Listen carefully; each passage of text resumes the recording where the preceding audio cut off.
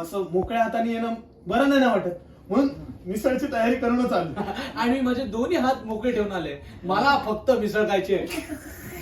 त्यात काय भाऊजी, तुम्ही मला कधी हक्काने सांगू शकता.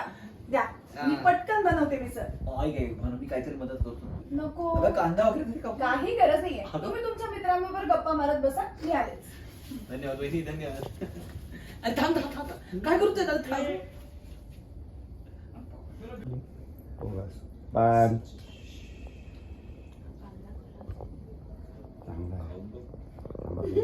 ऑडिओ लावू नका प्लीज. हे या पॅन्ट शॉर्ट वर किती किती तू असं चांगलं काम रोज करत बसा, म्हणजे आपल्याला सेलिब्रेशनचं कारण मिळेल आणि वहिनीच्या हातची फक्कड मिसळ खायला मिळेल. पण काही पण म्हण मी सॉरी कंटिन्यू मी त्याच करायचं. काही पण म्हण सिद्धू, अरे कोणाचीही मदत न घेता एकट्याने हे धाडसी काम केलं. आणि लोकांची मदत करताना वेळेचा विचार नाही केलास, पटपट सगळं काम केलं आणि त्या लहान मुलाचा जीवही वाचवलास तू. तो म्हणजे याला पुढच्या वेळेला सांगा. Sorry sorry.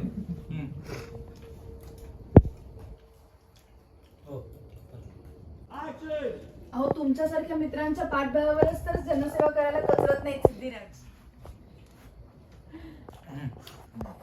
वहिनी बस झाला. अहो, खरंच सांगतो. हे बघा वहिनी, नाही नाही अरे खरंच नको, अरे खरंच नको. अरे मन नाही भरलंय, मान्य आहे, पण पोट भरलंय भाई.